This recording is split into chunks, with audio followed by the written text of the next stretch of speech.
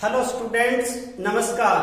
आज के इस वीडियो में हम पढ़ेंगे अध्याय 3 वर्गमूल तथा घनमूल। सबसे पहले हमें यह पता होना चाहिए कि वर्गमूल किसे कहते हैं तथा घनमूल कहते किसे हैं। वर्गमूल में वर्ग और मूल दो शब्दों से ये मिलकर के बना है। तो वर्ग का जिक्र आपने सुना होगा गणितीय आकृतियों में, ऐसी आकृति जिसकी लंबाई और चौड़ाई एक बराबर हो, ऐसी आकृति को हम क्या कहते हैं? वर्ग कहते हैं।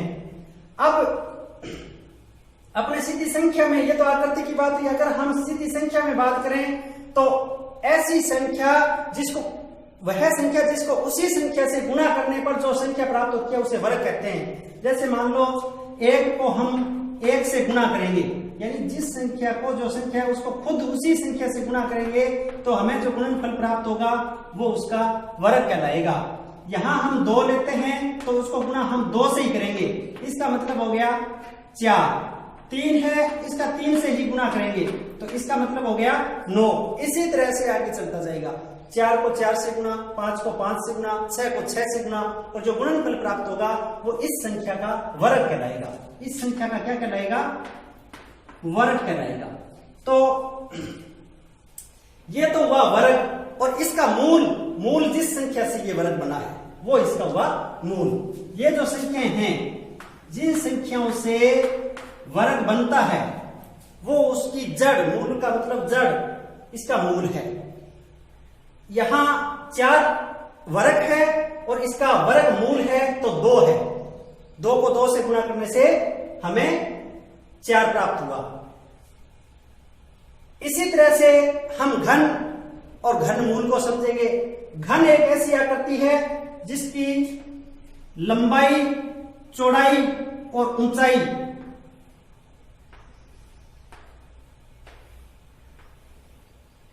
एक जितनी हो।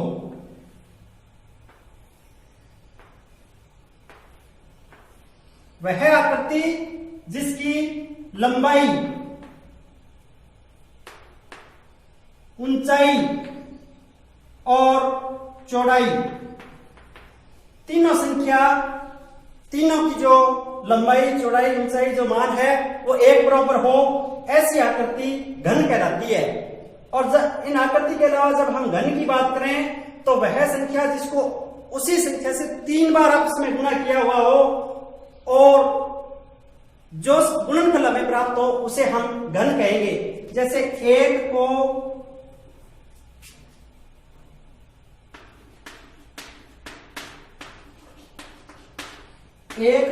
1 से 3 बार गुणा करेंगे तो हमें प्राप्त होगा 1, तो ये 1 का घन हुआ। इसी हिसाब से 2 को 2 से फिर 2 से गुणा करेंगे तो होगा हमें प्राप्त 8, तो 2 का जो घन है वो हुआ 8।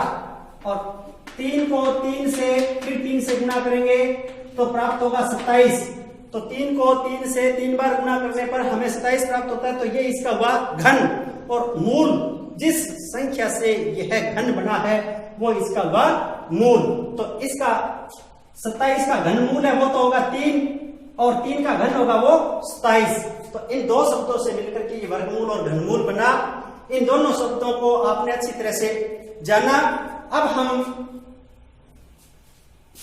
आगे पढ़ेंगे वर्गमूल के बारे में कुछ सामान्य बातें, महत्वपूर्ण बातें हैं। वो महत्वपूर्ण बातें 2-3 बातें वो हमें ध्यान होनी चाहिए। वर्गमूल और घनमूल से संबंधित हम कोई भी प्रश्नावली पढ़ेंगे तो महत्वपूर्ण बातें कौन कौन सी है जो ध्यान में रखना है। देखो, यहां संख्याएं होती हैं, अपने डिजिट्स हैं, वो हैं 0, 1, 2, 3, 4, 5, 6, 7, 8 और 9। सारी जो संख्या है वो इन डिजिट से मिलकर के बनी है। इनमें 2, 3 और 7 और 8, 2, 3 और 7, 8 ऐसे डिजिट्स हैं जो वर्ग में किसी भी संख्या का इकाई का अंक नहीं होगी, वर्ग में किसी भी संख्या का इकाई का अंक नहीं होंगे।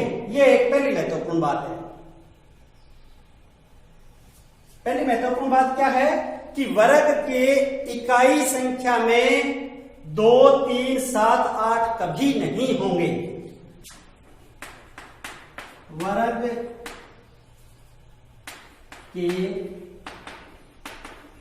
इकाई में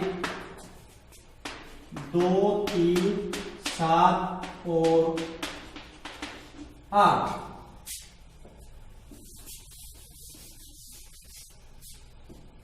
कभी नहीं आते।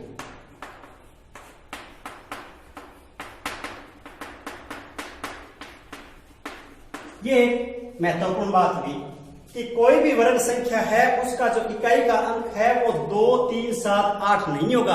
अगर कोई संख्या है जिसका 2, 3, 7, 8 इकाई की संख्या है तो वो एक वर्ग संख्या नहीं है। और दूसरी बात क्या है, महत्वपूर्ण बात दूसरी है कि वर्ग संख्या में शून्य की संख्या कभी भी विषम नहीं होती। वर्ग संख्या में शून्य की संख्या विषम नहीं होती है। आप यहां केवल अब 2 ही बातें ध्यान में रखो, और भी जो महत्वपूर्ण बातें हैं वो इसको मैं पढ़ाऊंगा, उसी के साथ बता दूंगा। लेकिन एक तो कोई भी वर्ग संख्या है उसमें शून्य की संख्या विषम नहीं होती। जैसे कोई भी संख्या है उसके लास्ट में 1 शून्य, 3 शून्य, 5 शून्य इस तरह से नहीं होगा। 2 शून्य, 4 शून्य, 6 शून्य इस तरह से हो सकते हैं। तो ये 2 महत्वपूर्ण बातें मैंने वर्ग मूल से संबंधित टॉपिक में बताई। अब हम अपना जो प्रतियोगी परीक्षा में इससे संबंधित कैसे सवाल आते हैं उनकी तैयारी हम कैसे करें। तो सबसे पहले हमें यह बात ध्यान रखनी है कि अगर हम कोई भी प्रतियोगिता परीक्षा दे रहे हैं तो कम से कम हमारे 50 तक संख्याओं के वर्ग मौखिक याद होने चाहिए, कम से कम 50 तक। अब आप ये सोच रहे होंगे कि 50 तक हमें मौखिक वर्ग कैसे याद रहेंगे। आपको मैं 100 तक बता सकता हूं। आपको मैं 100 तक की संख्याओं का वर्ग लिखना बता सकता हूं, और ऐसा वर्ग लिखना आपको आज तक किसी गुरुजी ने नहीं बताया होगा, और न ही कहीं किसी पुस्तक में ये लिखा हुआ मिलेगा। जो अपनी जो ट्रिक है वो वर्ग संख्या ज्ञात करने की, न तो किसी को गुणा करके, बस अपने को आना चाहिए तो जोड़ आना चाहिए, और वो भी कोई ज्यादा बड़ा नहीं, छोटा सा। देखते हैं, आपका मैं ज्यादा समय खराब नहीं करना चाहूंगा, मुख्य टॉपिक पर आते हैं कि हम 100 तक की संख्याओं का वर्ग और बिल्कुल आसानी से कुछ ही सेकंडों में कैसे लिखेंगे। तो संख्याओं का वर्ग कैसे ज्ञात करते हैं, हम ये पढ़ रहे थे कि संख्याओं का हमें वर्ग कैसे ज्ञात करना है और हम कैसे याद रख सकते हैं इनको। तो इनके लिए हमें थोड़ा सा इस तरीके से जो संख्या है उनको लिखना होगा। जैसे 1, 2, 3 को तो हम एक तरफ लिख लेंगे, और उसके बाद में 4, 5, 6, 7, 8, 9, 10, 11, 12, 13 तक, और इसी हिसाब से 10 संख्याओं को लिखते जाएंगे। 4 से 13, 14 से 23, 24 से 33, 34 से 43, 44 से 53। इन 10 संख्याओं को इस क्रम से लिखेंगे, 1, 2, 3 को एक तरफ रख करके। यहां पर हम 0, 1, 2, 3, 4, 5, 6, 7, 8, 9, 10 और आगे जो संख्याएं चलेंगी उनमें 11, 12, 13 इस तरह से चलता जाएगा। ऊपर की जो 4 संख्याएं उनमें थोड़ा सा गैप देकर के 6 संख्याओं को लिखा गया है, और इन 4 संख्याओं के बाद में ये 2 रखा गया है। इसी तरह से ऊपर की 4 संख्याओं के बाद में थोड़ा सा गैप देकर के 6 संख्याओं को लिखा गया है। ऊपर की 4 संख्याओं के लिए 3 नंबर, ये 4 number, 5 number, 6 number, 7 number, 8 number, 9 number, 10 number, ये अपना एक पैटर्न तैयार हो गया। यहां हमें जो संख्या है उनके वर्ग की इकाई का अंक पहले लिखेंगे और उसके बाद में और अंक लिखेंगे। तो इकाई का अंक पहले लिखने के लिए आपको मैं बता दूं कि 0, 1, 4, 5, 6, 9 ये जो संख्याएं हैं ये वर्ग के इकाई में आने वाली संख्याएं हैं। 2, 3, 7, 8 मैंने पहले बताई दिया महत्वपूर्ण बातों में वो इकाई के अंक में कभी भी नहीं आएंगी। तो यहां जो ऊपर की जो संख्या है वहां यहां से स्टार्ट करेंगे 6, 5, 6 यहां लिखते हैं, इनको छोड़ दो एक बार, यहां लिखते हैं इकाई का अंक 6, 5, 6 और उसके बाद में 9, 4, 1, 0 9, 4, 1, 0 और फिर वापस 0, 1, 4, 9 तो 0 है यहां, उसके बाद में 0, 1, 4 और 9 इस तरह से ये अपना एक पैटर्न बन जाएगा 6, 5, 6, 9, 4, 1, 0, 1, 4, 9 इतनी सी बात हमें ध्यान में रखनी है। और 0 के सिद्ध में 0 आए तो इससे अपना वो पैटर्न भी गलत नहीं होगा, ये हमें थोड़ा सा ध्यान कर लेना है।